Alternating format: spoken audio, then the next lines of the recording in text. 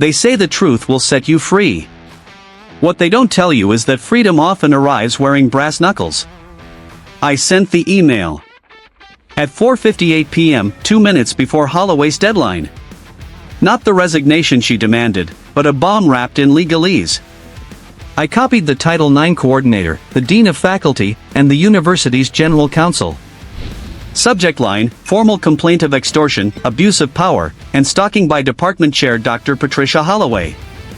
Attached: the audio recording Chloe made. For minutes of me describing, in my own desperate voice, how Holloway demanded I end a personal relationship, withdraw from a promotion search, and transfer a research grant in exchange for suppressing a Title IX complaint. Also attached, screenshots of her emails, the dates, the explicit threats. I hit send, closed my laptop, and waited for the world to end. The world didn't end that night. It ended the next morning, at 7:13 a.m., when my wife, Elena, walked into the kitchen holding her own phone. "The English department chair just called me," she said. Her voice was flat. She wanted to know if I was aware of the situation before the official investigation begins. I had no clever words. No explanation that wouldn't sound like the pathetic rationalizations they were. I sat at the kitchen table, the same table where we'd eaten breakfast for 20 years, and I told her everything. The affair. The apartment. The blackmail. Chloe. Elena listened without interrupting. When I finished, she took off her wedding ring and placed it on the table between us. "I want you out of this house by tonight," she said. "The kids don't need to hear this from the university gossip mill. I'll tell them you're having a professional crisis." "Elena. Don't." She picked up her coffee cup and walked out of the room. "You made your choices. Now I'm making mine." I was out by 6 p.m. I moved into the small apartment on Maple Street, the one that had been our secret hideaway, now just a hollow reminder of everything I'd burned down. Chloe met me there with a duffel bag and a bottle of whiskey. "How bad is it?" she asked. "I don't have a wife anymore. I don't have a reputation. I might not have a job by the end of the month." I poured 2 glasses. "So, you know, a solid Tuesday." She laughed. It was a tired, rueful sound. "We really did a number on ourselves, didn't we?" "Yeah." I clinked my glass against hers.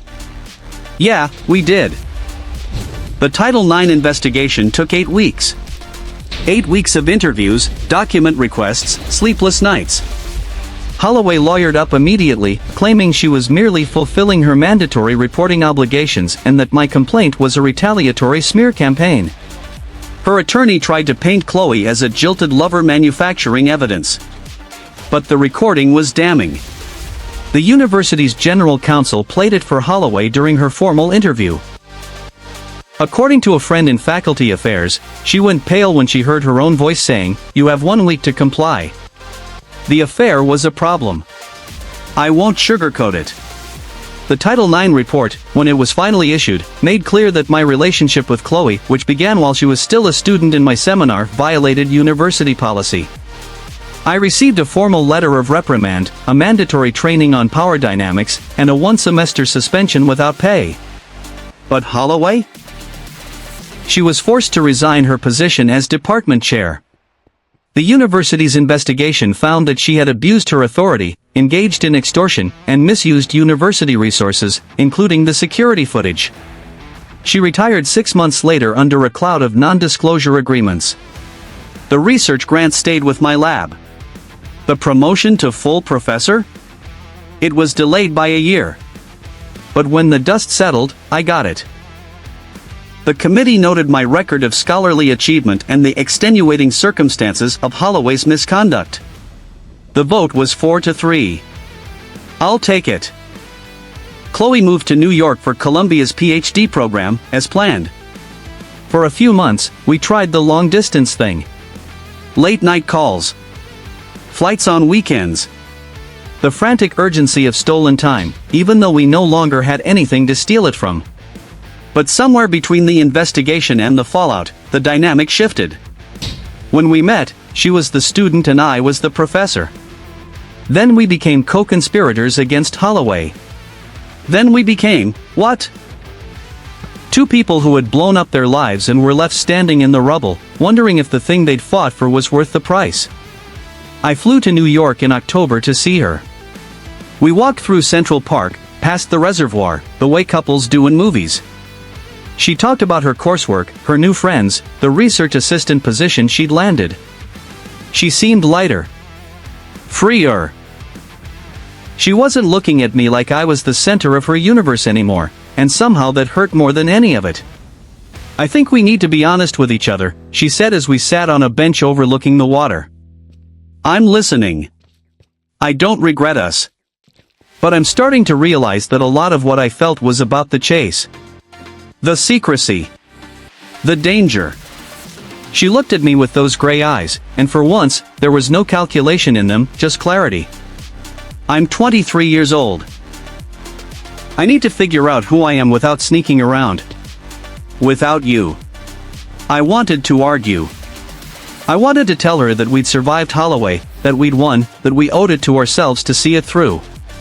But she was right. We had been forged in fire, and fire doesn't build foundations, it just clears the ground. I'll always care about you, I said. I know. She leaned her head on my shoulder. That's why this is so hard. We stayed on that bench until the sun went down. Then I put her in a cab and watched her drive away. The aftermath. That was 8 months ago. I'm writing this from my office, my still intact, tenured professor's office. The suspension is over. I'm teaching again, though I've recused myself from advising graduate students for the time being. The whispers in the hallway have faded to the occasional pointed glance. Academics have short memories for scandals they didn't personally participate in. My divorce was finalized last week. Elena kept the house, the car, and a fair share of our retirement. I got the apartment and a standing invitation to our children's events, provided I don't bring anyone inappropriate. My son, who's 23, a year older than Chloe, hasn't spoken to me since the story broke. My daughter, 20, sends me a text on birthdays. It's more than I deserve. Holloway's name hasn't appeared in a university publication in months. I heard she moved to Florida. Good riddance. As for me, I'm seeing someone. A history professor from the state university across town. She's 48. She has tenure and a wry sense of humor. She knows my whole story, I told her on our third date, because I figured if she was going to run, better early than late. She didn't run. She said, we've all done things we're not proud of. The question is whether you learned anything. I think I did. I learned that being wanted isn't the same as being loved. I learned that the person who makes you feel young can also make you forget you were supposed to be wise. I learned that secrets are a currency that eventually bankrupt you. And I learned that the hardest thing in the world isn't losing everything, it's building something new from the wreckage, knowing you can never go back to who you were before the fire. Chloe texted me last week. A photo of her first published academic article, with a caption that said, "Look what we survived." I replied with a thumbs up emoji because I didn't trust myself to type anything more. She's thriving. That's enough. The university put a new policy in place this fall, all faculty-student romantic relationships are banned, even after graduation, for a cooling-off period of 2 years. They called it the Holloway-Harris rule. Harris is my last name. I'll carry that legacy, too. Sometimes, late at night, I sit in this apartment and think about the choices that led me here. The 11 p.m. office visit. The cashmere sweater. The kiss that felt like the beginning of something and turned out to be the end of everything I thought I wanted. I don't have a tidy moral for you. No need bow. The truth is, I was a middle-aged man who forgot who he was because a young woman looked at him like he mattered. That's not an excuse. It's just the fact of it. The history professor, Margaret, is cooking dinner in the kitchen.